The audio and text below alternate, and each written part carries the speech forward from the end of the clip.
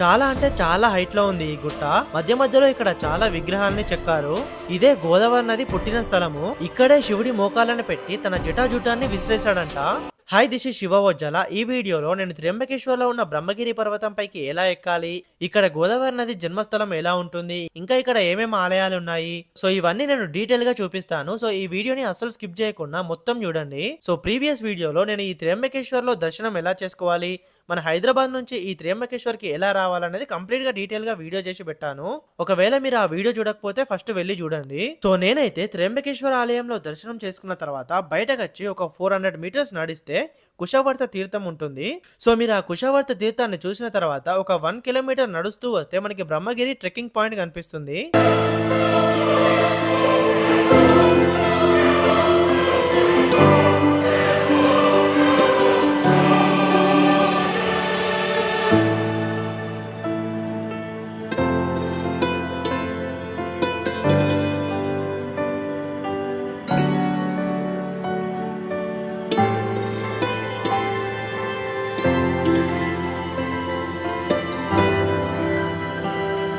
చూడండి, ఇక్కడ నుంచి ట్రెక్కింగ్ స్టార్ట్ అవుతుంది. ఇక్కడ నుంచి మనకి కంప్లీట్ గా 750 మెట్లు ఉంటాయి. అండ్ ఇది కంప్లీట్ గా మనకి 12 కిలోమీటర్స్ వస్తుందంట ఇక్కడ నుంచి. అండ్ ఇది కంప్లీట్ చేయాలంటే మనకి 6 to 7 అవర్స్ పడుతుందంట. అయితే మనం మొత్తం ట్రెక్కింగ్ చేయకుండా కొంత దూరం స్కిప్ చేయాలంటే ఆటోలో కూడా వెళ్ళొచ్చు. సో ఆటో వాళ్ళు ఒక 600 అట్లా చార్జ్ చేస్తారు. బట్ మనకి అన్ని స్టెప్స్ ఎక్కకుండా ఒక మధ్యలో మనల్ని ఒక పాయింట్ దగ్గర డ్రాప్ చేస్తారు. సో అక్కడ నుంచి మిగతా స్టెప్స్ ఎక్కి మళ్ళీ పైకి వెళ్ళాలి. సో నేనైతే సోలోగా వచ్చిన అండ్ ఇక్కడ స్టార్టింగ్ ట్రెక్కింగ్ పాయింట్ నుంచి పై వరకు డైరెక్ట్ వెళ్దామని ఫిక్స్ అయిపోయినా. సో నాకు స్టార్టింగ్ లో అయితే ఎవరు కనిపించలేదు. బట్ కొంత దూరం వెళ్ళిన తర్వాత ఒక గుజరాతీ వాళ్ళు కనిపించారు. ఒక ఫ్రెండ్స్ 3 మెంబర్స్ ఉన్నారు గ్యాంగ్. సో మనమైతే డెఫినెట్ గా వాటర్ బాటిల్ అయితే క్యారీ చేయాలి. అండ్ పైన కూడా మధ్య మధ్యలో షాప్స్ లలో అమ్ముతున్నారు వాటర్ బాటిల్స్ కూడా. సో మీకు మధ్య మధ్యలో ఎక్కడైనా దమ్ము వచ్చినా కూడా ఇట్లా కూర్చోవచ్చు కొద్దిసేపు.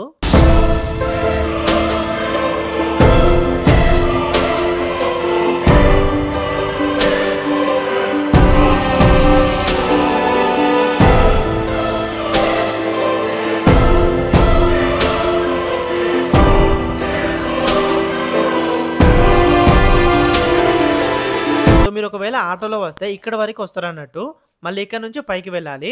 అండ్ ఇక్కడ నుంచి రూట్ ఉంది కదా, ఈ రూట్ లో మనకి కొన్ని ఆలయాలు ఉంటాయి. సో నేను పైకి వెళ్ళొచ్చిన తర్వాత మళ్ళీ ఈ రూట్ లో ఉన్నాయి కూడా చూపిస్తాను. సో ఇక్కడ నుంచి అసలైన ట్రెక్కింగ్ అయితే స్టార్ట్ అవుతుంది.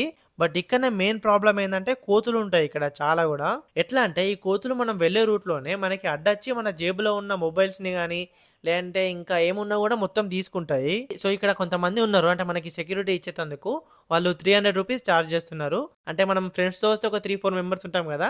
సో మన గ్రూప్ అందరికి కలిపి 300 ఇస్తే వాళ్ళు చూసుకుంటారు. సో నేనైతే ఇంకా నా మొబైల్ జేబులో పెట్టుకొని పైకి ఎక్కేసిన.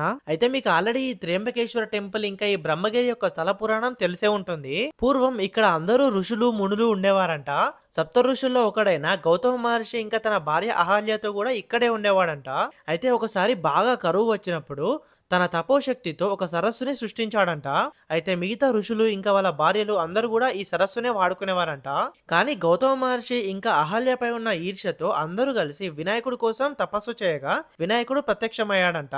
అయితే వినాయకుడు ప్రత్యక్షమై ఏం కావాలి అని అడిగితే వారు గౌతమ మహర్షి వద్ద ఉన్న గోవు చనిపోవాలి అని అడిగారంట.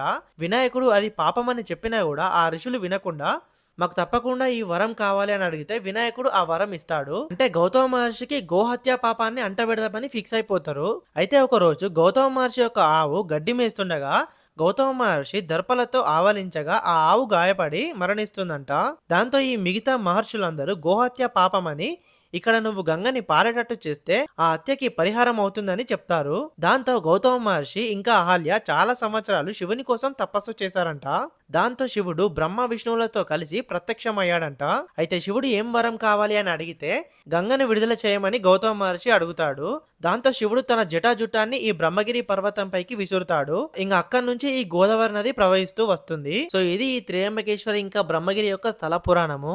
సో మనం కంప్లీట్ గా ట్రెక్కింగ్ చేసి పైకి వచ్చేసినాము. సో ఇక్కడ నుంచి మళ్ళీ మనం గోదావరి నది జన్మస్థలంకి వెళ్ళాలంటే 1 కిలోమీటర్స్ కిందికి దిగాల్సి ఉంటది. తర్వాత ఇక్కడ ఇంకొక 2 ప్లేసెస్ కూడా ఉంటాయి, అవి కూడా మీకు చూపిస్తాను. చూడండి, ఇదే గోదావరి నది యొక్క జన్మస్థలము. సో నేను ఇందాక స్టోరీలో చెప్పినట్టుగా గంగా గౌతమ మహర్షికి కనబడకుండా మాయమవుతూ ఒక్కొక్క ప్లేస్ కి వెళ్ళిందంట. సో అలా ఇక్కడ స్టార్ట్ అవుతుంది గంగా. సో ఇక్కడ నుంచి చాలా ప్లేసెస్కి వెళ్ళి మాయమవుతుంది. సో నేను కిందికి వెళ్ళినప్పుడు అక్కడ కూడా ఒక ప్లేస్ ఉంటది, చూపిస్తాను. సో ఇదే మెయిన్ గోదావరి నది జన్మస్థలము.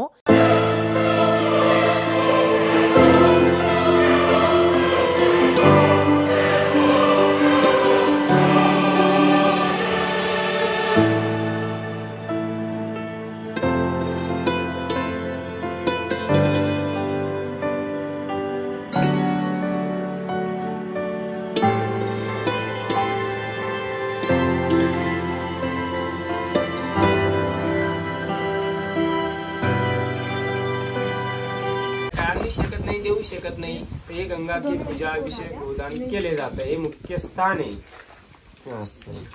आता हे तीर्थ घ्या, करा पुढे हात पिऊन घ्या, डोक्यावरून हात पिऊन घ्या. गोदावरीचं तीर्थ पिलो, गंगाजल पिलो.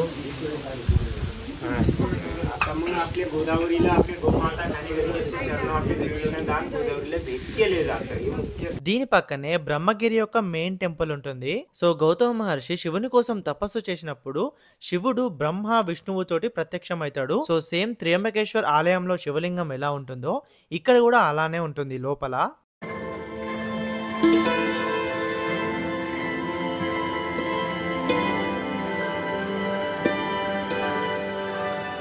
సో ఇక్కడ నుంచి ఇంకా కొంచెం ముందుకు వెళితే శివుడు మోకాళ్ళపై కూర్చొని తన జటాజూటాన్ని విసిరింది కనిపిస్తుంది.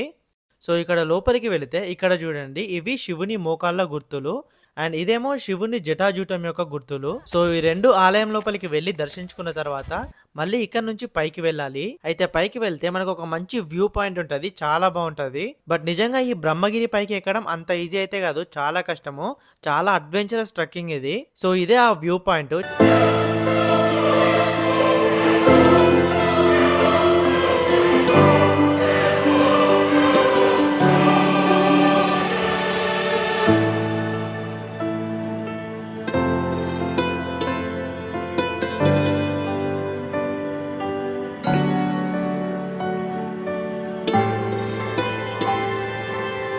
సో చాలా బాగుంది కదా పైన అయితే.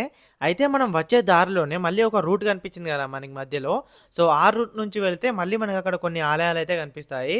ఒకవేళ మనం ఆటోలో వస్తే మధ్యలో మనం ఇక్కడి వరకు వస్తాము. సో ఇక్కడ నుంచి పైకి వెళ్ళి ఇవన్నీ చూస్తాము. సో ఆటోలో వచ్చిన వాళ్ళు ఇవన్నీ చూసి మళ్ళీ పైకి వెళ్తారు. సో మనం కింది నుంచి స్టార్ట్ అయినాం కదా, సో పైన అయితే చూసేసినాము. సో ఇప్పుడు మళ్ళీ ఇవి కూడా కవర్ చేద్దాము.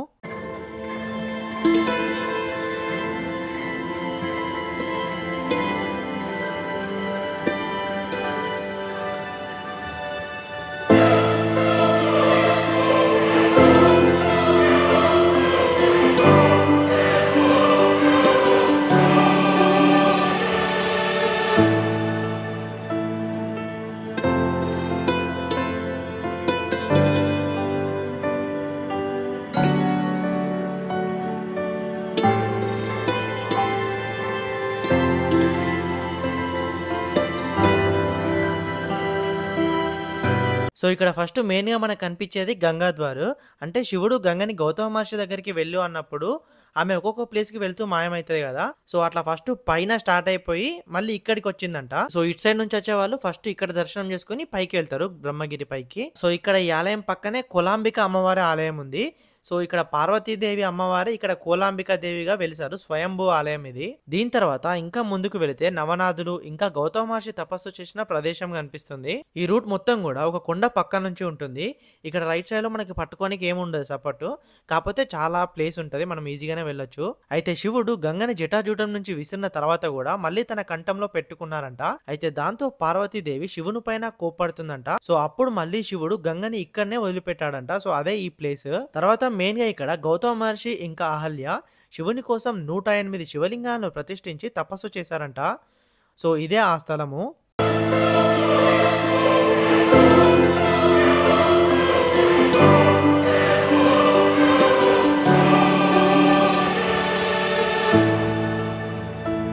సో నెక్స్ట్ ఇక్కడ నవనాథ గుహ ఉంటుంది. ఇక్కడ గోరఖ్నాథ్ స్వామి ఆలయం కూడా ఉంటుంది లోపల. సో ఇక్కడ సనాతన ధర్మం ఇక్కడే పుట్టిందని ఇక్కడ వాళ్ళ నమ్మకము. సో ఇట్లా ఇక్కడ చాలా ఆలయాలు ఉన్నాయి బ్రహ్మగిరి పైన. సో మీకు ఆల్మోస్ట్ 6 to 7 hours పడుతుంది ఇవన్నీ ట్రెక్కింగ్ చేయాలంటే. సో నేనైతే ఆల్మోస్ట్ కవర్ చేసిన. నేనైతే కింద స్టార్ట్ అయిపోయి డైరెక్ట్ పైనకి వెళ్ళి మళ్ళీ ఇక్కడికొచ్చి ఈ ఆలయాల్ని దర్శించుకొని మళ్ళీ కిందికి వెళ్తున్నా. సో మీరు త్రియంబకేశ్వర్‌కి వస్తే డెఫినిట్‌గా ఈ బ్రహ్మగిరి పైకి ఎక్కండి. అండ్ ఈ ఆలయాలన్నిటిని దర్శించుకోండి. సో ఈ వీడియో మీకు ఎలా అనిపించిందో కామెంట్ చేయండి. అట్లనే ఈ వీడియోని మీ ఫ్రెండ్స్ అండ్ ఫ్యామిలీ అందరికీ షేర్ చేయండి.